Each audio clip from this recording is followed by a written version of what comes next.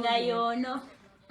Mumugambe typinga ngenda mubabuulira kuba yeddoni yabadde akipinze privacy ye naye nze ngenda mubabuulira kuba mukyala munnaffe omukyala ng'ono lwaki abatanywera mu bufumbo bwe n'afumba n'atalingiriza bufumbo bw'abalala gyali wookya abakyala mwebereremu mulekera okusuula abakyala bannammwe nga mwagala wabadde otypinga ng'essimu doni yagirina n'asalawo akuddemu mutaginga Rita Kaggwa alekera abo ebintu ebyo byakola nze bw'aba nange ayagala okunsabula amannya agange nze Shamu Events seriously abakyala tulina okuyimirirawo ku lw'abakyala bannaffe bino ebintu tebibeera birungi mwene muwulira nti gundi avuma gundi ne mu kaseera akabi like omuntu n'abeera ng'ayogera ku muntu Rita Kaggwa weddeko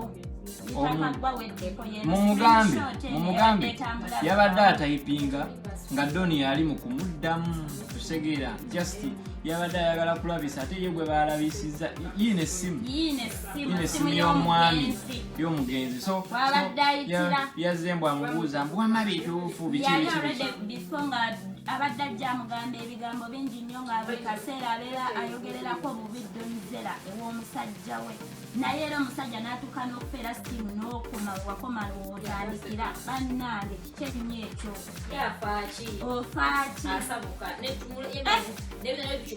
twalikulaze tugenda kulaga neddebusatifikeeti okakase nti yafudde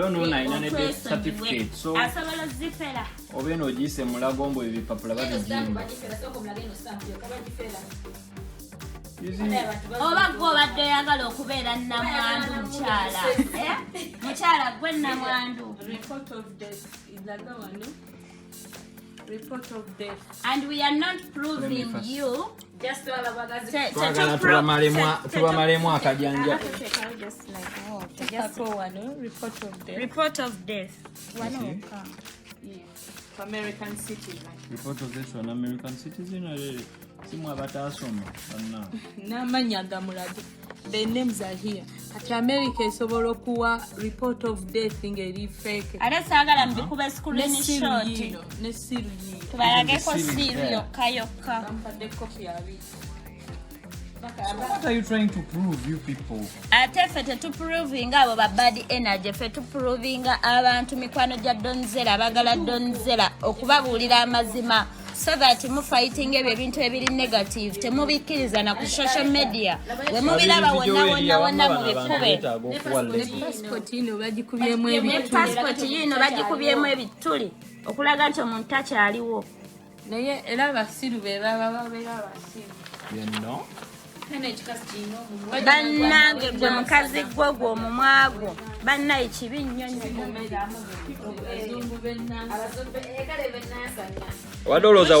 mutegedde amazima bamikwano bannaye we mulaba negative energy yonna ng'evuddeyo eyogera ku Zella ebitakwatagana mufunye right information mubasabule ate nze namwandu regardless of anything kati abadde temwagala mulabako ne smile agiyina mu pesa zizina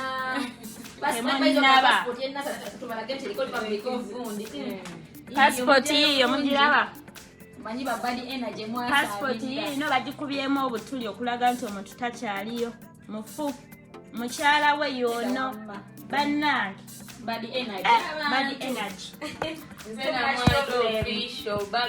ate omukyalo oyo yakutte screenshot ye n'asooka neyeetya okuziteekayo n'asooka agabira bonna bablog abaagala likes n'abagamba wama nazaala wange bakuveeko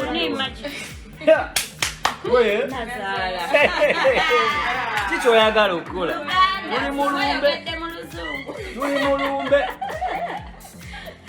tuli mulumbe teweetega saawa eno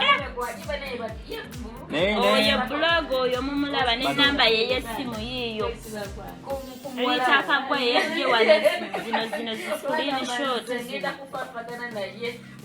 Agi Kugonza is Zella's husband still alive naye we are explaining to you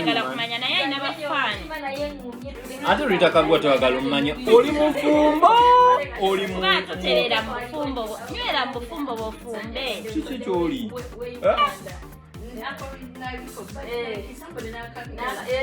naye mwana Rita Kaggwa waswadde ate ani ono ajjidde mu fake account awoza bisiraani mmwenya basabula saabagenda sooka jangu tusabulemu tuli wanene Zana sooka zirige jangu tusabulemu tuli wanene Zana ono baba mwetaanirire bikisibiku Gwesirani gwe katukubloki gwesirani kirabika kyekino kyennyini ekisirani ekijidde muno sirani gwe tugenda boycottinga buli muntu ajja nokolaba ekivubu nga tasupportinga team Dubai ozoleya Dubai abantu no this is what we were explaining to you Annette. Rita Kaggwa kye yakola bwe yawulira nti nno omwami afudde n'asindika a message ku simu yaani y'omwami kumbe dona esimu yagikola ki yagirina already babimuwaddedde ebintu by'omufu okitegeera that's what she did n'aswala okitegeera that's what happened.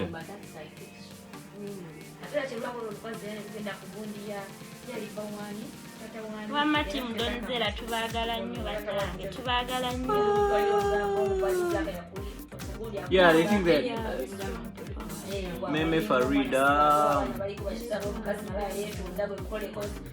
Yeah, this one is not theirs. Hade Uganda. Shamim, be safe, my sister. I'm safe with Kazi. Naye nsabula abantu serious abalina negative energy like nemukasera omuntu we yali badagisi ngayogera ekintu ekituufu. Ayogera ekikyamu. Ala tuga nti ngenda basabula mbwamu. Yeah.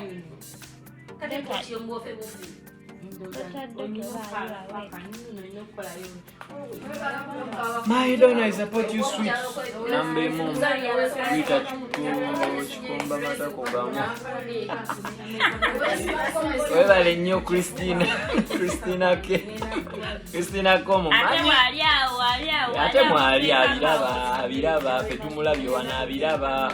Naye mnange eno oli ku tiimu kusabula. Eno tiimu kusabula.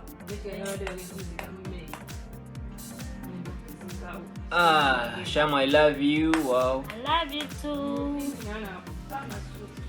Lilian, I love you too. Nabagesera Zaina agambye nga kiwumbwa kyagala kwana mufu. Kyagala kulya mulisi kubikwana.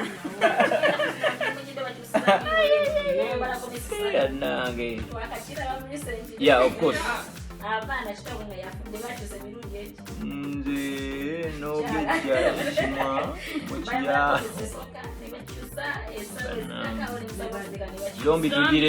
Zombi yo tugirese nga bwogambye. Agi kugonza rip. Cover me, people can talk. Those are Ugandans. Do you? Dani wali tumagonya. Dani wali nyambitiwa tulimchikozi tulimulombe bane mtutekeni tunyumya byafaayo bya Mugenzi. Yes. Yawoma akola. Kwejukanya mbera. Nyumizako batala banange. Eno ye Dubai Abu Dhabi club batala banange tuli mukungu baga matwe akaze kuvundi mamanye tebuwo mabuno buli musukali Uganda mbade mufumbe emyaka 18 kubaita okuwomo kwa Syria estegera emyaka 18 doni wawoma gambo linalo kupatosana mu kigambo jiko jita jiko atiyo kato ate ero Mugenzi gwafa salongo mulamba okwino okuleka we mikole jiwa wembere estegera ndio inokole mikole ja salongo neje jakolebwa najikola disabulire wano bakekuejo wera mu kisenge nokungubaga bojikonako wowenze ajinekedde nabikoze yonna yabikoze byawe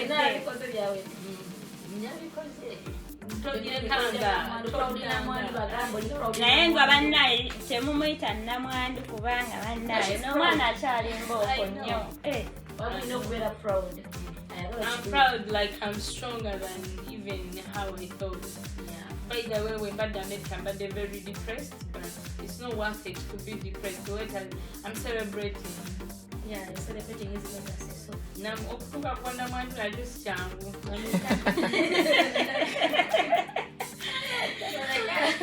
Mama yangambye nanyangeze simanyi onsose n'okutuuka ku bwana wange natulinga tumadde kuresi nagamba mwana wange ekyo ekintu kinene nnyo tekituukikako okyali muto naye omutana nalongo it's okay nakubuuza abaana bali hawo naye nolatoka muntu kitusobola era kikuwadde nga kimanyi okisobola kikadolinga. Yeah, I hope you miss his bilinganya. Romboka. Yakufuna anytime soon. Reconnected. Hey, application is Application is after miezi 8. Ete washami event na obontu. Manager.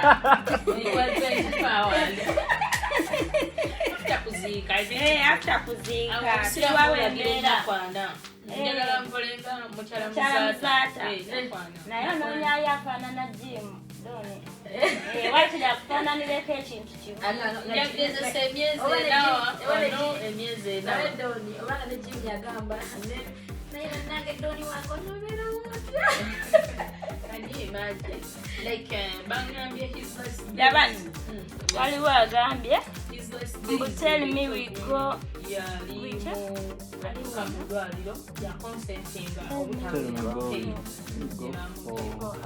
Where she shall show her that you have to bring.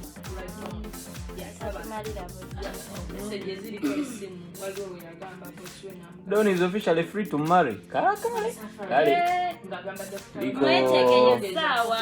Mark Genius. Naiva nange Don.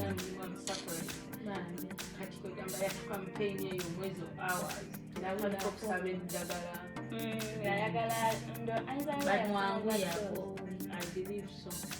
Nikamnyange nze nalisimanya ngo pneumonia bulwadde bw'amaanyi wajini alwala covid na mixing pneumonia katosoba wakati wasoma tokimanyi romanya akalinga pneumonia maugwe katine covid yakosa maugwe kati ndwadde bidi bangi era mu kufa yafiira mu theatre nga balimu operating amuteekamu eyo obundi eyo bagiteekemu direct in here ndowooza his heart stopped yafuna heart attack twice his heart nestoppinga ne bamuza ku mashini gwe batwera naddegu naddamu nagonda down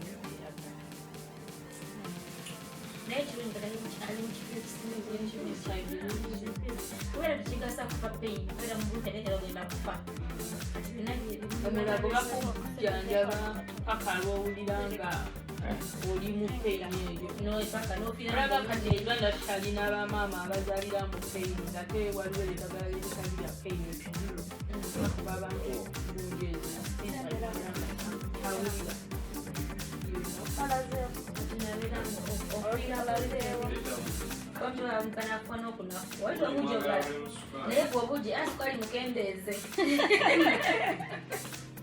But Don, were you in the hospital when he was sick? I was on phone. Don't think like nja kutambula ng'omuntu omulala yenna. Omwami wange bw'abanga abadde mulwadde sisobola kudropinga everything mu ddakiika. Nzirukenzirye mu ddwaliro nga nina abaana abanneetaaga. So we had to balance his time of being sick n'okulekawo abaana. Kati naze ndi wano. Mutima ogumu nagulese ku baana. Mutima ogumu guli wano ng'era omuzadde. Ate people have to know Jim yafa COVID. Nti mu ruumu mwe yali ne batwalize abasawo batuka ne batugamba temusobola mulaba nga room eri ventilated bweti muyimirira mu madirisa ne mumulengera. So ne tusalawo either tujja oba tetujja. We were not going to see him. Nga naye tusobola ku video taping ne doctor ne batu. He never woke up by now. Yalwala 13 n'agenda mu koma nga 17. He never woke up paka kati eiga wetu ekyala tekyeyase ekyalisa doesn't mean nti sali mu ddwaliro bino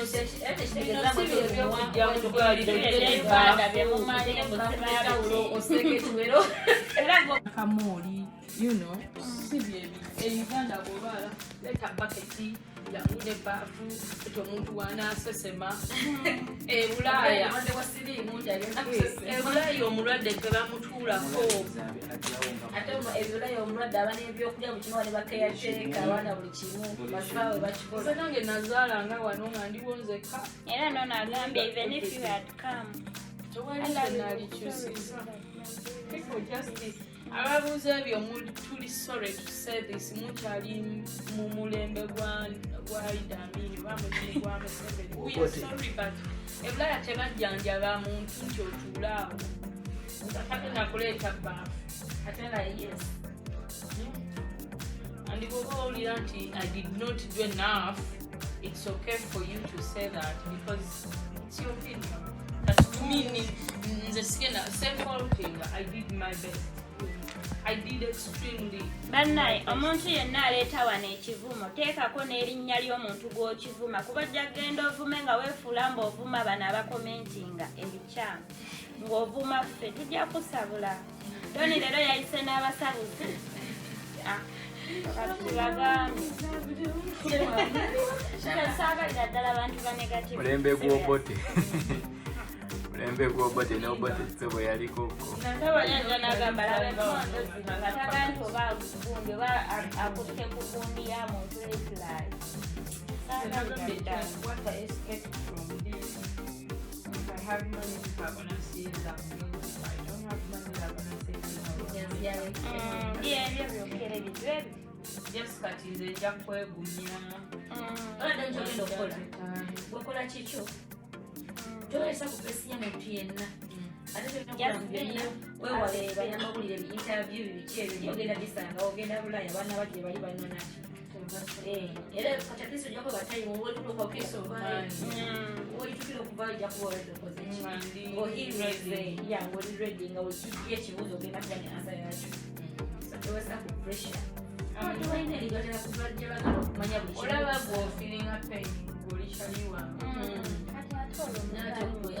imagine abaana b'omugenzi batuulaawo ne balaba omuntu ng'agamba olimba nze you can disrespect me but do not disrespect the kids neddembe y'omufu olitataganyamba olimba oli kusimya omufu okyatinga naye omugamba ki Hi Helen Cruz, how are you? Helena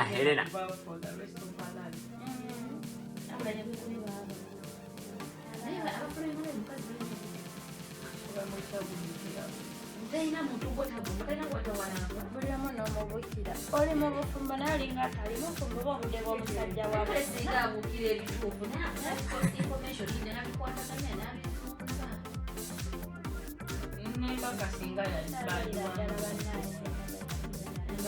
Bulungi Prose, thank you. essanyu ly'omukyala Bulungi Prose, thank you. kuzaala funa mulimu if you have a okyafa Ajemba Alan, thank you. era nendabayadde togenda muno kubala kaagala kujja wanamana wansimaali nkubirako yataddeko kuno message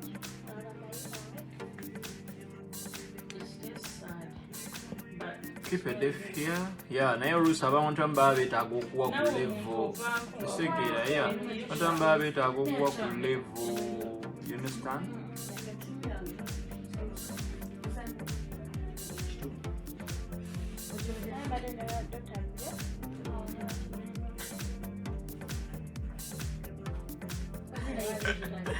Timu togitegeera eno timu bagita kusabula. Timu kusabula.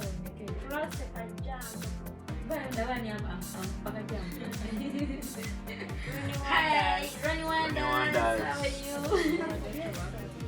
Olaba ne mu bawalabu tebabikola abasawo be babikola naye ate eyo. abasawo ne Uganda abasawo tebakyali eri nnaku kesikiri They will go to them screen you.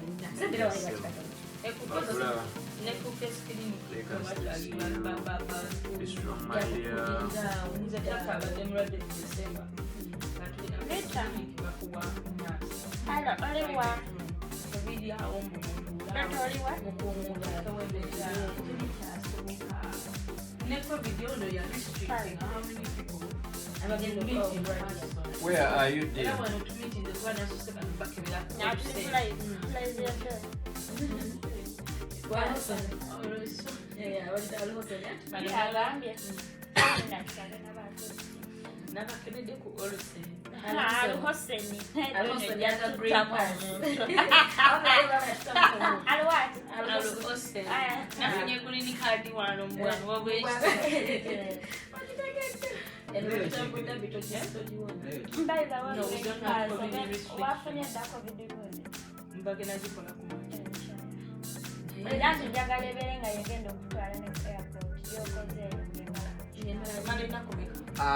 Kugambye, we went to hospital on 13th. So what are you saying?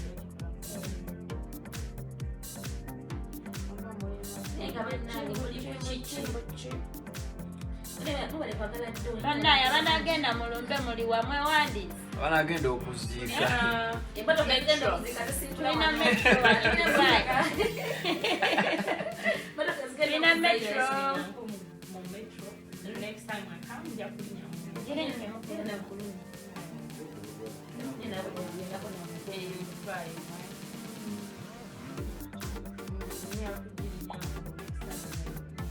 I'm not a happy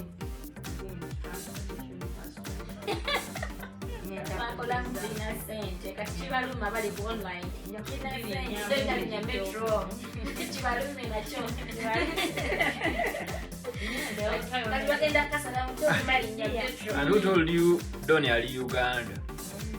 Name? Why did you go to Uganda instead of going? Tell Uganda for your own information. Actually, no mufuwe. Yasalawo muzika kati ya mutwala. America yamudikire yalinze property ya Donny. Iyo goma ncho chikola.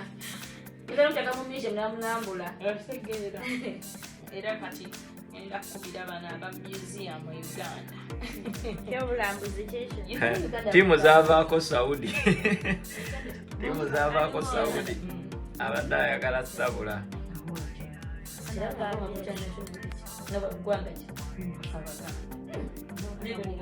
Mbukale muzeeyi Jemba singa yagenda okusoma ebirango singa tuli Uganda kale bambi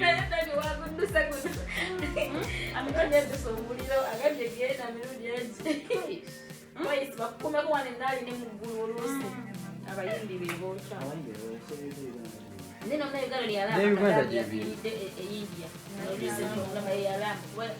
Yaliwa Saudi. Alinoka ni bako kute ulando mbala. Jimba genda mocha.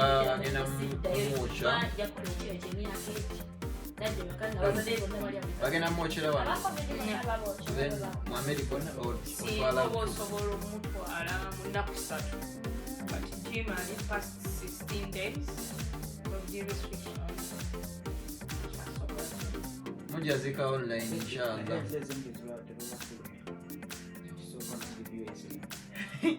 Someone is on that of 500 abusing Don Zella. Chitufu munange. Still she's funny but not.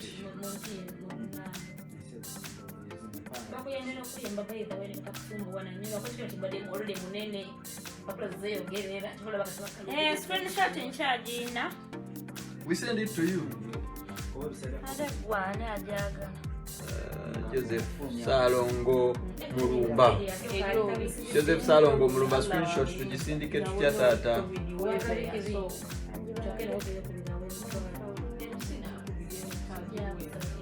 Emoroka za sawa mekezi gendo okuzika.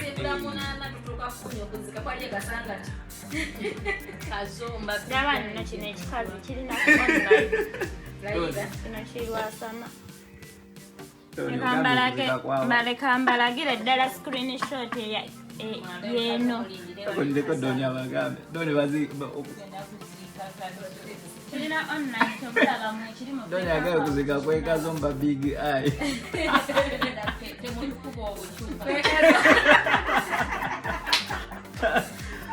Nayo tukoza. Doni akoza piru.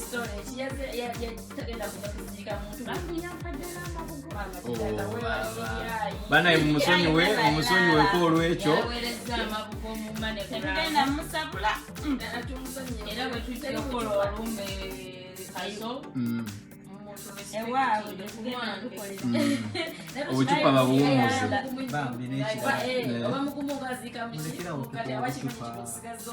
Doni yalina olagira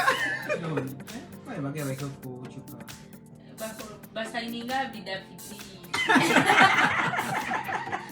naye nga abaana b'ekazo mwetegeka olumbe lubalimu essaawa yonna omanyire bwoba oyitamu kalipatisi abadde ayagala screenshot bagamba layidde kulayirira ddala ne mukufumba enamba mugiraba ogenda mu kooti musango bagamba enamba eno ye yaleese screenshot ng'ekyatinga Doni tasiza mmeka ezigenda okuziika kasita oba ne kadi ya Abu Dhabi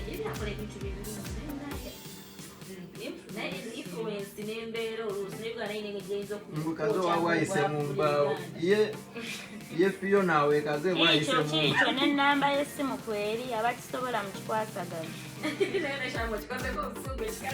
timu kusabula ate kwali ku layini ndooza mumulaba kwali ku layini wuuyo kwali ku layini mumukwasaganye mujja musobola bubiga yakusigaddemu yenkakasi please try to fly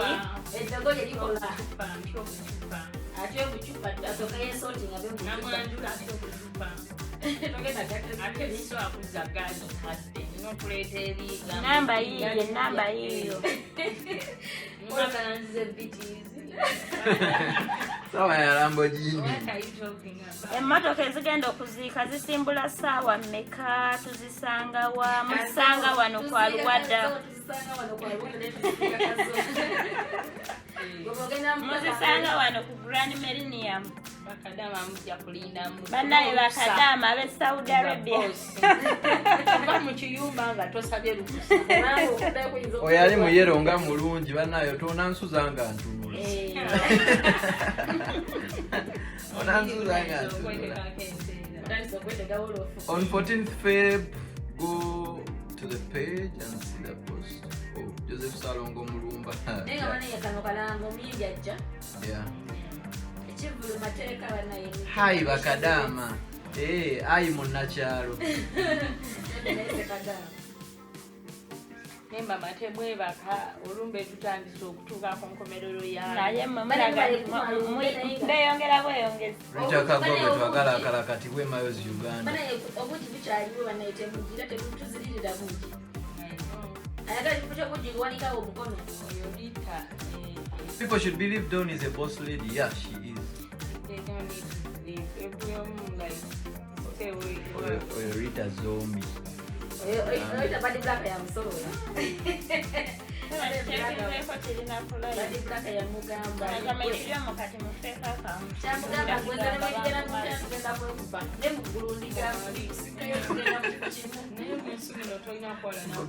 Bobiga alimeseza Musanji wedia.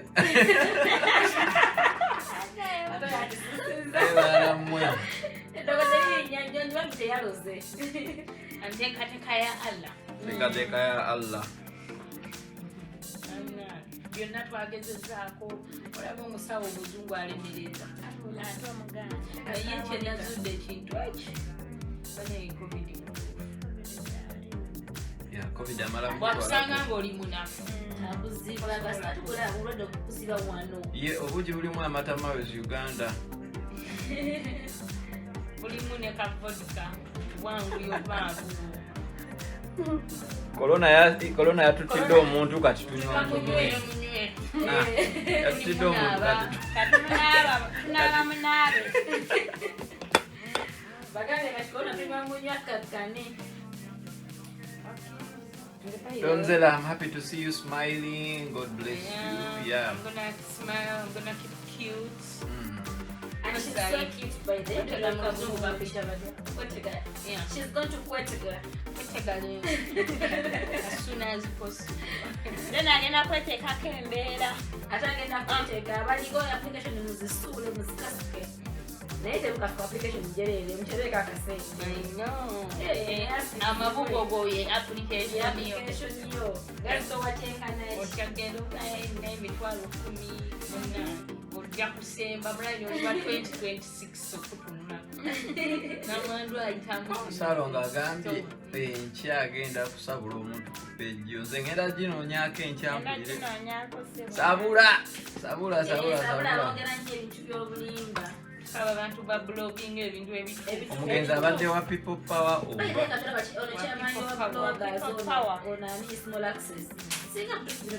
Omugenzi abadde wa People Power. Ate bannange bakano kayisewo bankaleke. Basabula.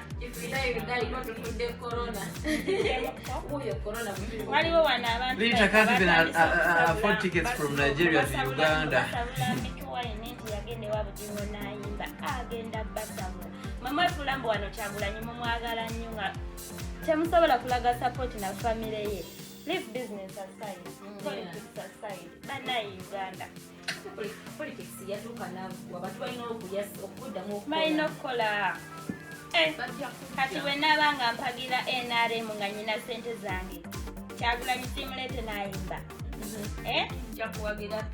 Mujja kuwagira People Power. Naye banaye abamu ne beerindika ate tuwagira People Power ate muganda wa Kyagulanyi tetumwagala. Yebiki ebyo banaye tulina okuba nga tulina one love.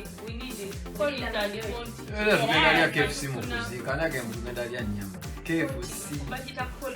Where is ham? Ham is home. Ham yasigadde ebula yalira abaana. Emigga egiri egivuga eyo mu nnyumba. Era Brighton si munyazi. Kasolo lyakanga bakasazeeko. You can call them. Waliwo Nina Hilda kugambye kan she call abavumi basabule. Abavumi association tubeyanzizza. Association kwerinnya. And there is like Bungereza nashobora kuba America. Impossible. Otegeera.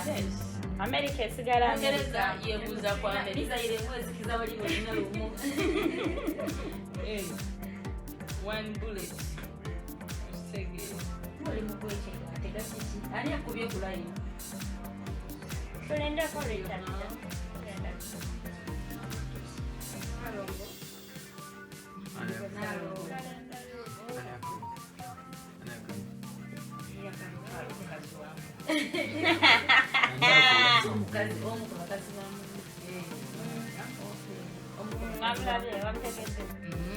Is this Shamizens with Don? Of course, on Shamizens are in Don Zero.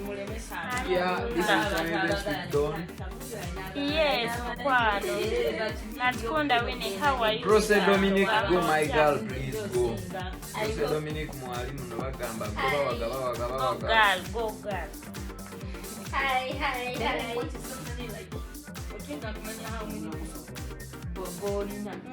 You just realize how much tujja naye lwakuba mbadde njagala Kenny singa obadde osobola okugumiikirizamu 1 minute ono omuwala Rita ajjaye kamukubire ndabo batu n'ogenda ne kaadi n'ogimuwa otegeera baikale newatabaawo omulala akkirira wansi ate mukima gendako ndabo batu naye nga ba sweetheart wajjakubeerawo tudda waka nze ijjemba nga tatugamba kyasse mugenzi bannange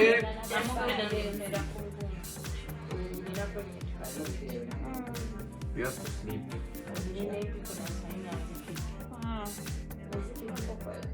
MC Richie is there to meet the North Korea and America.